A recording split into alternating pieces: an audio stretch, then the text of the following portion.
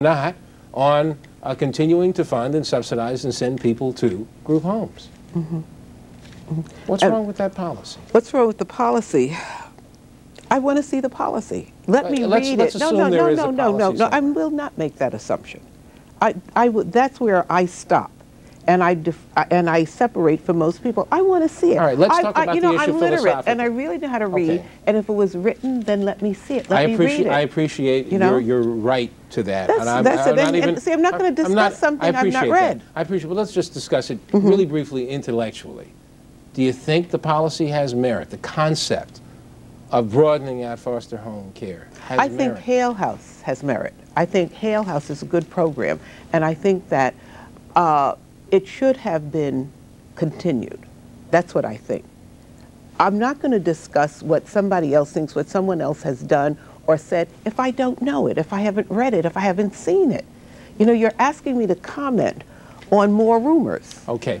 We've got to take a break right now, but when we return, we'll talk to a former foster parent about some of this and some of their philosophy on it. Stay with us. We'll be right back.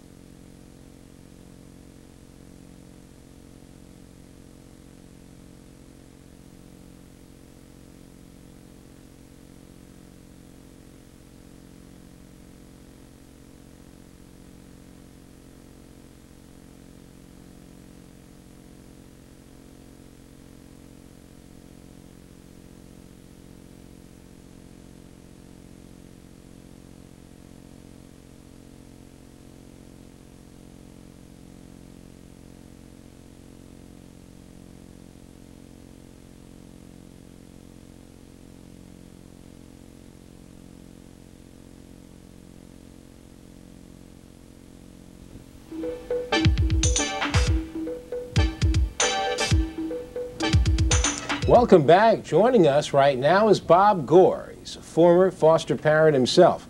Mr. Gore, I've got a lot of information here in front of me. One of the things I have from the state, well, it's not quite what Dr. Hale was asking about in writing, and hopefully if we ever get the state on the show and they ever respond to our request, well, we'll be able to ask them to bring something in writing. But we did get a hold of a letter that they wrote, which said, fortunately at this time, there is no shortage of available homes for infants with special needs, and every child, wherever and whenever possible, deserves a home. I'm sure as a former foster parent, you agree with that sentiment entirely. I'm not a politician, nor am I an expert, but my sense is clearly that there are not enough homes for the children seeking placement. Wait a minute, I got something here from the Human Resources Administration of the City of New York. This is the government. They say there are plenty of foster homes. I think the statistics tell a different story. And the people that I know who work in the social service industry tell a different story. And I think the common sense of it would tell us there's a different story. Given what we see going on around us in all the communities, but particularly in the communities of color, there are a shortage of safe, caring homes for children in need. As we talk about the family developing the problems of our age and era, there are children who are left out. Children of all sorts, and particularly children with special needs. I'm a little confused. Wait a minute now.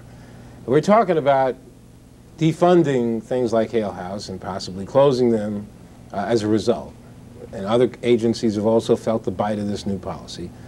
And you say, and if you're right, that there are not foster homes or as many foster homes, something is not adding up here. 1 and 1 is not equaling 2. Well, the reason and rationale of public policy doesn't necessarily always speak to the best interest of the people. Okay. But you're a taxpayer just like me, and the reality is there must be some concept here.